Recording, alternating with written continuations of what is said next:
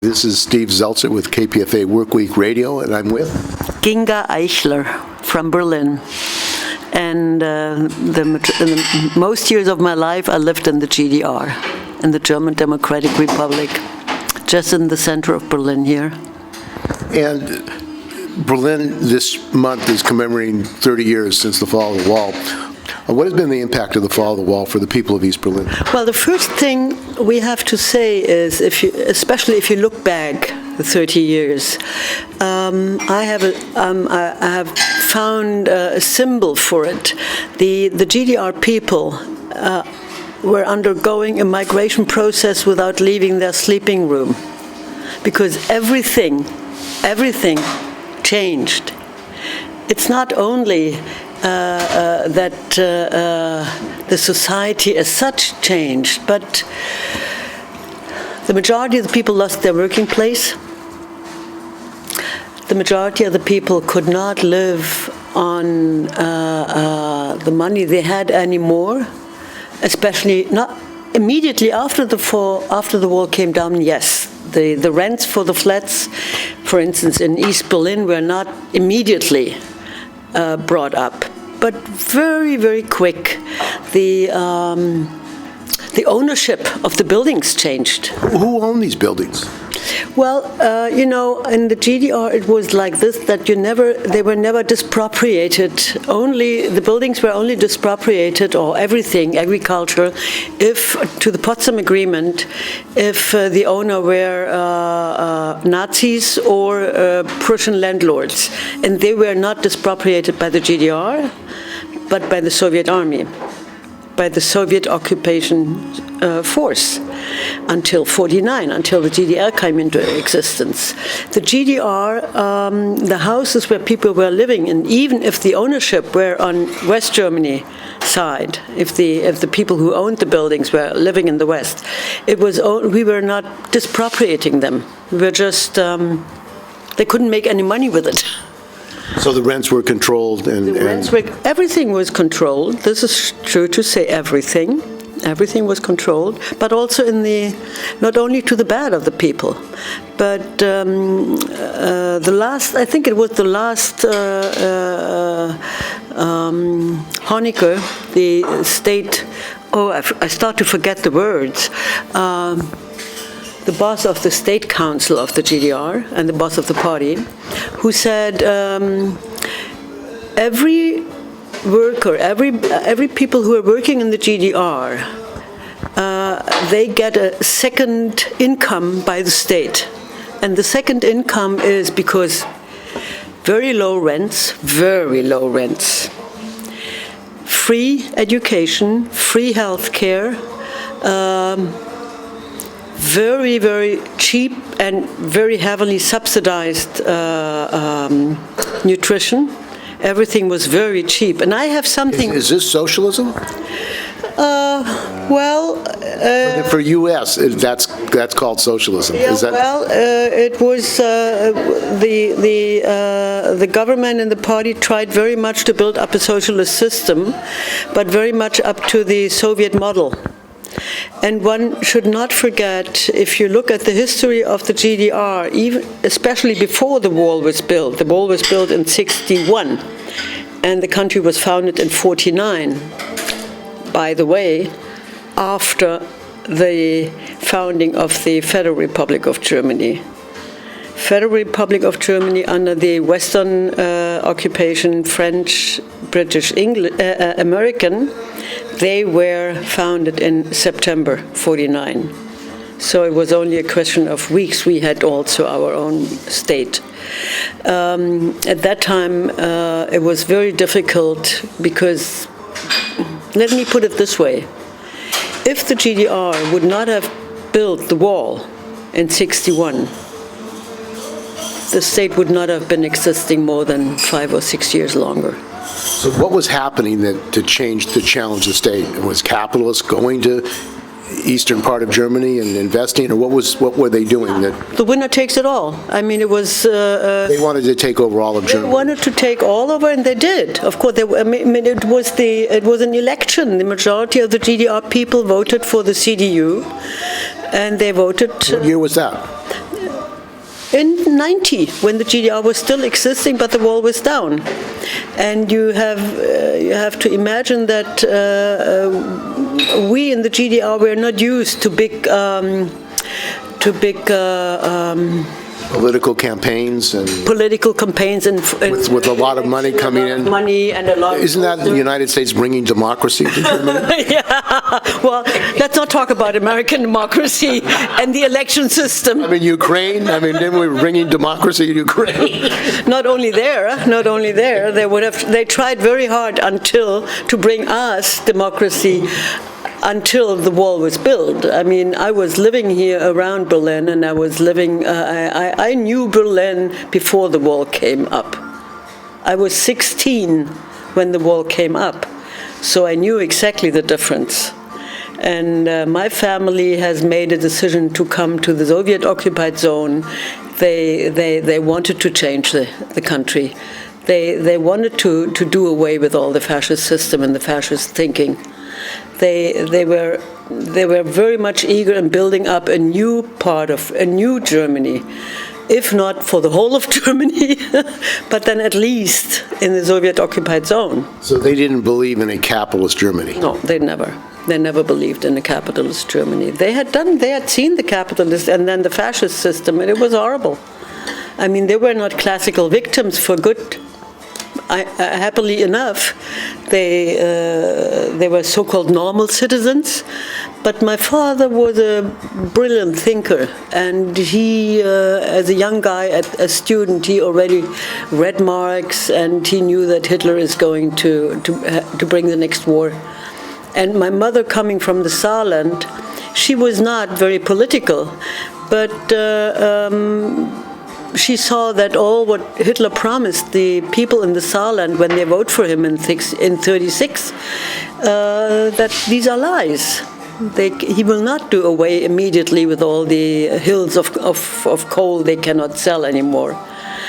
But in the long run, the people believed Hitler.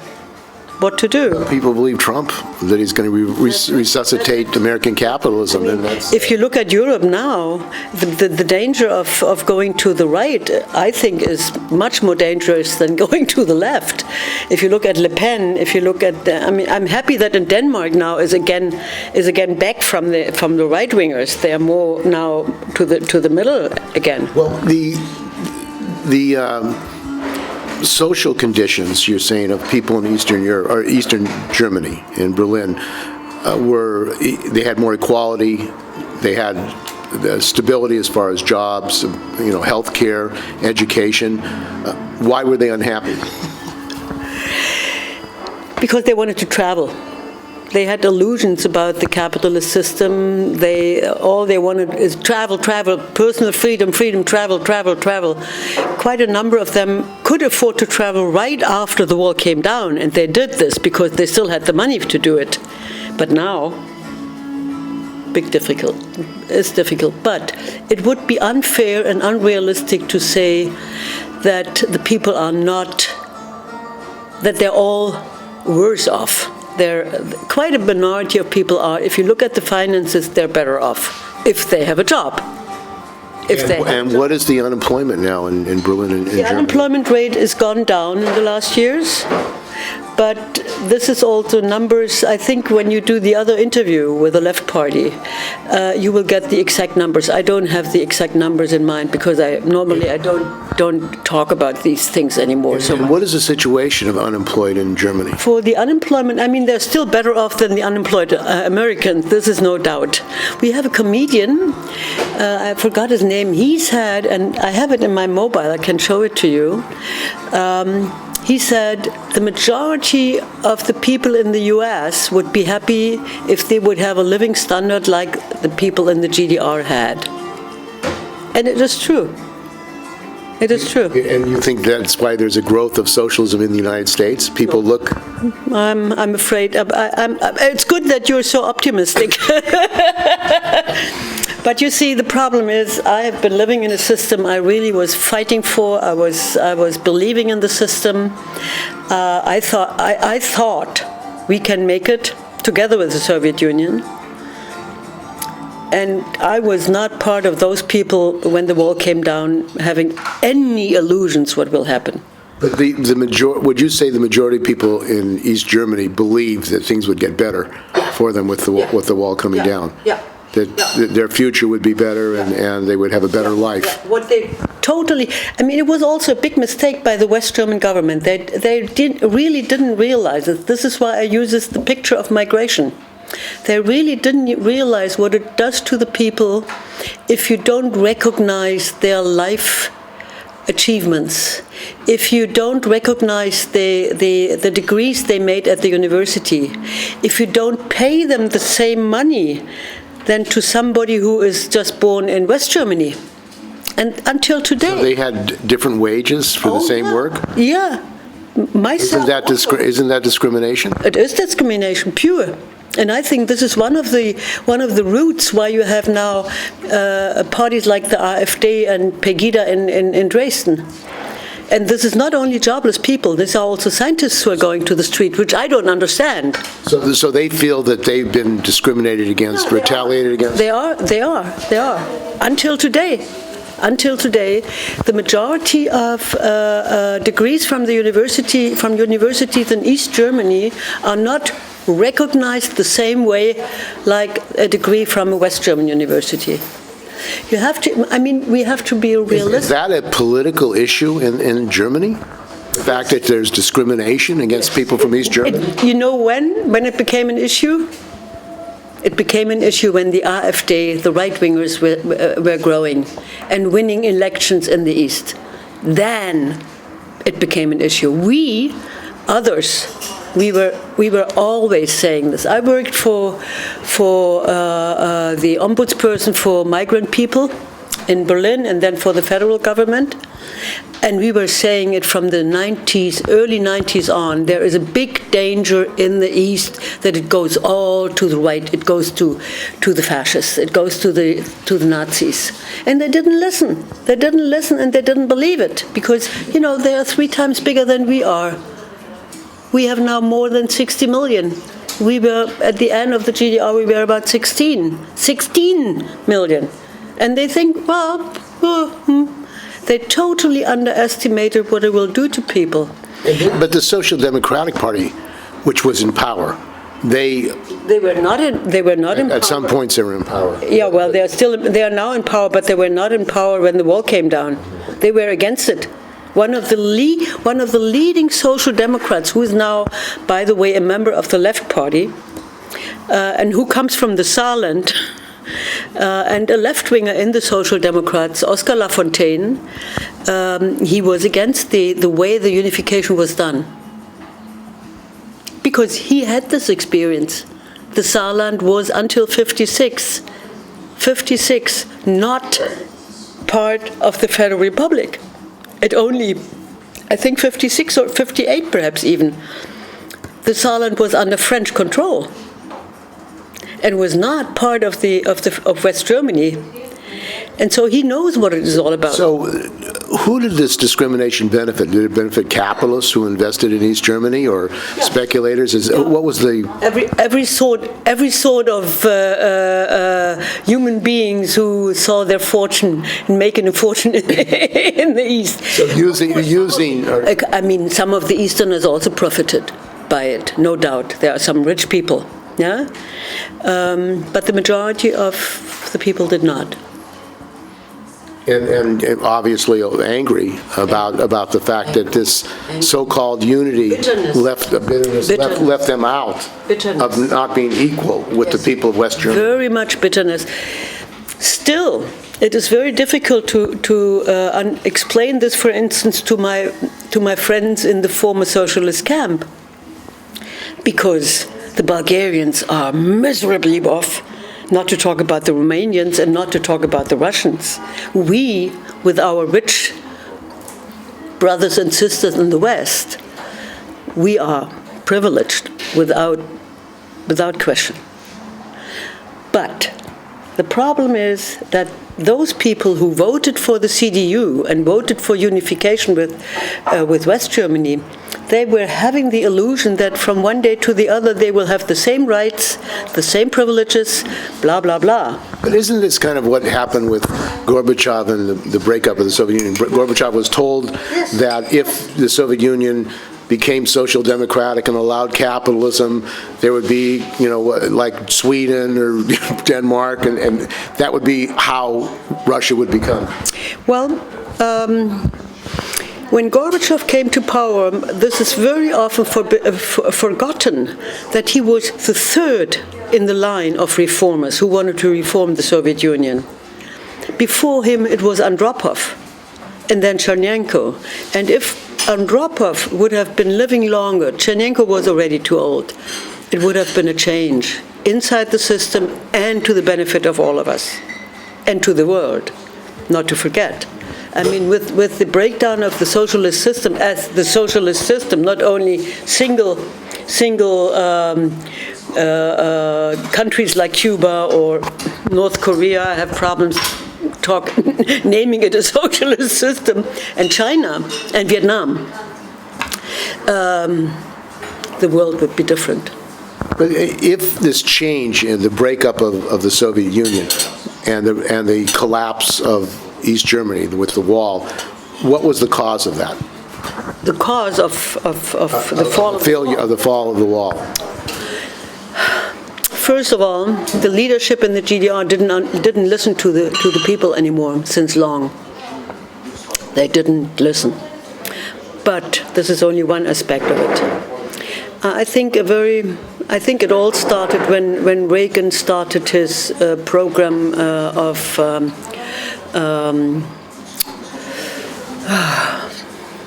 feeding the arms industry. And building up a military confrontation surrounding Russia, and Brzezinski in Afghanistan trying to get Russia to invade Afghanistan so they would weaken. I think this is the big thing when it started, that the Soviet Union, and this was the Brezhnev doctrine, which I think was not good, to also only invest in military. And invest in military. This has got the United States so far, though, hasn't it? Sorry? This has strengthened the United States, hasn't it? I mean, it's a joke. This has weakened the United States. I mean, the United States now has 800 bases. Its deficit, its infrastructure is falling apart. It weakens every system which is just thinking of military and putting money into military. It weakens every system, and it will weaken Germany as well. And this, what now is going on in Germany, that we put all the money in military, and even bringing our troops abroad, bringing troops to Africa. What the heck has the German army to do in Mali? Sorry. Yeah, and all with the big excuse, fighting terrorism. Well, Yugoslavia?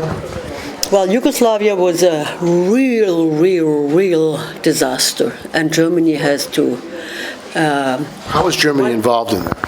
Well, we were supporting the wrong people.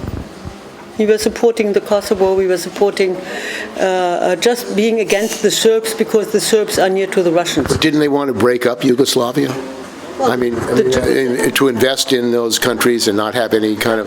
That would be too easy to say. You know, when Tito said very early during his lifetime, once I'm dead, it will be very difficult because it will break up.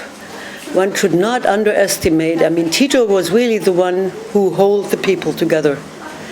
The nationalism among the different people, the Bosnians, the Serbs, was so big, and it could easily be used. It was used. And it was not in the interest of the people, not at all. But historically, hasn't nationalism always been used? To divide people, to divert the issues. Divide and rule, yeah.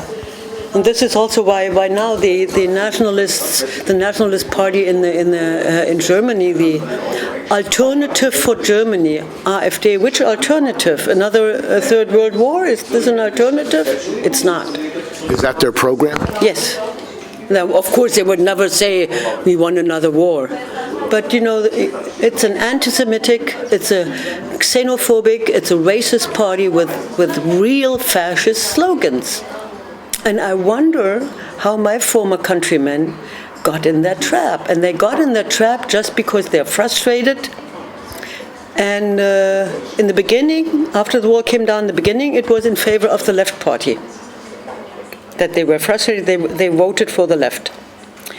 But some of the left party politics have also disillusioned people.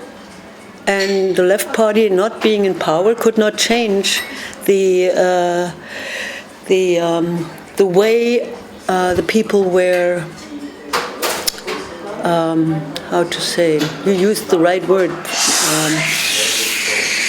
were discriminated against. Discriminated against, yeah. Where they were Second class. They were second class, and they're still. So there has been no fundamental change in the position of East Germans, despite even the growth of a right wing that's used that as an argument. Now, the other issue is now only because of that party, to the shock of the government, of the federal government, to the shock of the federal government, that they're having more votes than the traditional West German parties, like the CDU or the SPD, not to talk about the left, but that they're so near that there is the big danger that they were on government in one of the eastern counties. what would that mean if they came to power in a regional government? Well, for me, although not being that old, but for me, it comes in my memory comes the situation of Weimar Republic. How easily the fascists took over. How easily they took over. And so this is good enough. We are not yet in such a bad political, economical situation. If we would be in that very bad economical situation, like the US was, for instance, when the bank system broke down. So you're saying that if there's another major economic decline, like 2008, again, worldwide, the ramifications in Germany. There's a big danger that people will vote right wing. Now, what was the role of migrants, the United States invasion of Iraq and Syria and other countries? Let me say this again. What was the role, the effect in Germany? Because, I mean, many migrants were forced out in Syria and Iraq, left and came to Germany. Just turn around. I'm afraid he was fed up with my loud speaking. Oh, really? Sorry if he kicked you out. I'm sorry that we were so loud. Perhaps I hope you didn't leave because of us. Ich muss mich hier entschuldigen, weil ich habe zügig ein bisschen los. But I'm sorry. So, one of the things that these right-wing parties have used is migrants coming into Germany, blaming migrants for taking their jobs and using immigrants, attacking Turkish people. But it didn't start only in 2015. It started right after the wall came down in the East. Right after it. And this was one of the reasons why I founded, and together with left-wingers in West Berlin, we founded in December '89, we founded an organization, SOS Racism. It was immediately there. You know, before, in the GDR time, it was oppressed. It was pretty clear. Everybody knew you cannot say anything bad. You cannot say that Holocaust is a lie. You cannot say that all black people are. It's forbidden. Although they did it, but they knew exactly they will get a problem. And then, and this was, I think, if you look back in the 90s, this was how and why these right-wingers could get so much influence on the public, because there was nobody. The police, after it was clear that socialism is gone, the police didn't say a word. They were all afraid. Every single policeman in the East, every single teacher in the GDR was afraid they will lose their job. They shut their mouth. They didn't say a word. And in Saxonia, for instance, where you now have the biggest member followership of the AfD and Pegida, this demonstration, All the teachers were sacked from one day to the other. They were sacked. They were sacked. They were firing the teachers. Fired. They were fired. And then they had... What were they fired for? Being too much to the system, teaching in a Soviet school, in a socialist school, and they all had to apply for a new, that they are allowed to work in school. So there was a purging of the teachers. Yeah. Of the whole intelligentsia, all the universities, they had committees on proving if you are worth being still a professor or not. And guess who was on these committees? The majority were Western professors who really wanted to get the job.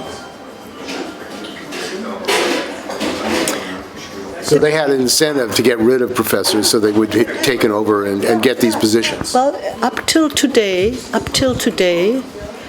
there is none East German boss of an East German university. All the bosses of the East German universities are coming from the West.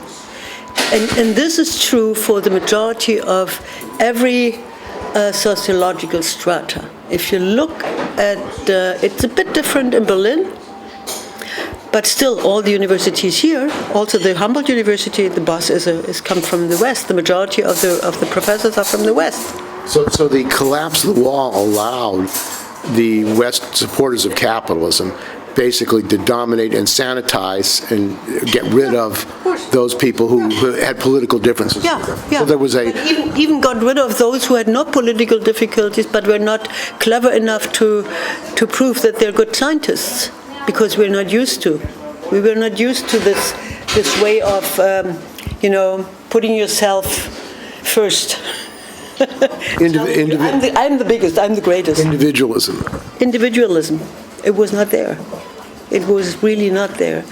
I was often asked what I think is the biggest difference between the East Germans and the West Germans.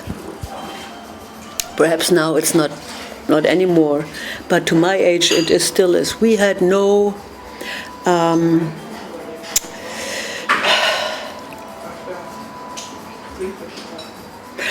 in the GDR, a professor, or an artist, a writer, or a minister of a church, we're living in the same house, in the same building, with the same standard of flat, like a cleaning woman, or like a worker who is working on shift, or so there was an equality of life. There was an equality of life, not the way it was written in the Communist Manifest. It was not a communist country, but in much more democratic and equal than. Would you say that was healthier? That was healthier. There was not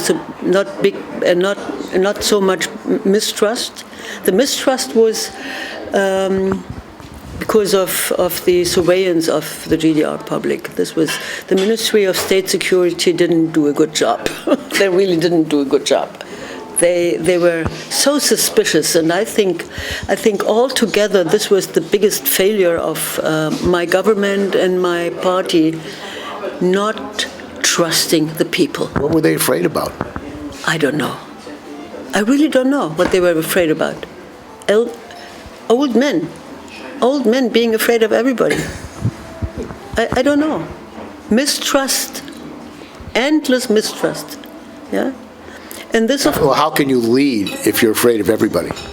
How can you develop your country? You can't. You cannot. You cannot. And this is also one difference. I myself saw it. Before the wall was built, the party had to talk to the people that they don't run away, because they could run away to the West. So they had to talk to the people. They had to have discussions. They had to tell them about the history. Yeah, they had to sort of educate people. So then they built up the wall, called it an anti-fascist protection wall, and got in their own trap that from now on they don't have to do any anti-fascist, anti-racist work anymore. They don't have to talk to the people because we have the power. We can force the people to think what they have to think. You cannot. You cannot force people. So this idea that the wall would protect, They believed in that protection. like Trump believes in walls, Yes, like Trump believes in walls, like the Israelis believe in walls. the Israelis believe in walls too. The Israeli wall is even bigger than the wall in Berlin was. It is. And it's not standing on the Israeli ground, but on the Palestinian ground. Well, they take their land. Yeah. So it belongs to Israel. And what is going on? What is going on now with Trump? I mean, this is really something that they officially recognize the occupied zones as Israeli country, bringing the embassy to Jerusalem. You don't have any word for it. And this is one thing I really criticize my government, my German government now, that everything what anybody says against the Israel government, we are not saying something against the Israeli people, and not at all against the Jewish people, but against the politics of Israel government, that they're blaming it at anti-Semitic. This is really... So they're saying if you're critical of Israel and critical of Zionism, you're anti-Semitic. Yes, very strong. And is this law in Germany? Or they're trying to make it law? They would like to try to make it a law, and the Israeli government is influencing the German government in an unbelievable way. How do they do that? I don't know exactly how they do it. I think we have a lot of economic ties with Israel. And I think they say, okay, if you don't deliver the weapons anymore, if you don't deliver the submarine, if you don't deliver the tank, we go somewhere else. So it's a business. It's a business. It was always a business between the former West Germany and Israel. The business with weapons with Israel started right after the Israel was founded. So East Germany was providing Israel weapons. East Germany. West Germany. West Germany. West Germany. How could you dare to say this? Well, Stalin recognized Israel. Well, Recognized the Jewish without Stalin, Israel would not be in existence. That's right. It was Stalin in the Security Council because he didn't want to have the Jewish people on his ground. And he also didn't want to have the Jewish people like, I think, an English proposal on Madagascar. And Stalin, I think what he wanted to do is, he just wanted to weaken the English Empire, because it was under English Empire. Palestine was under English Empire. This is why he said, okay, let's have the state there. And I think also he had an illusion, because the first Zionists were not right-wings. The Zionist movement in Germany was Zionist, but not very. Well, there were left-wing Zionists who believe in collectives and collectivism and that kind of thing. But the ideology that the Jewish people should have a Jewish state. It was nationalistic, definitely so. But the majority of the German Jews, for instance, there is such a big influx of German Jews, of young German Jews to Israel before Israel came into existence, building up the socialist kibbutz and so on. I mean, and you still have these people there. You have them still in Israel. These are the ones who are fighting the Israeli government. Gush Shalom, the peace movement, Uri Avneri, and all these famous people, they were fighting Netanyahu, they were fighting the right-wingers in their own country because they were longing for a two-state solution. Well, how about an equal state for all? How about an equal state for all? I mean, do you believe... That would be great. That would be great. That would be great the same way it would be great if people would really have the freedom of travel, regardless where they come from and how much money they bring in the country. I think this is the only thing I'm really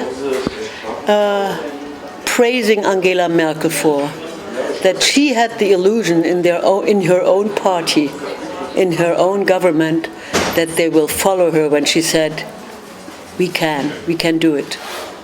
We can do it. Let the refugees come. Don't let them stand in front of the Hungarian wall, of the Hungarian border. But the right-wing fascist elements in Germany use that politically.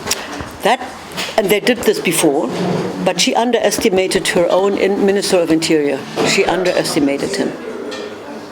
How many refugees have come to Germany? Not even a million.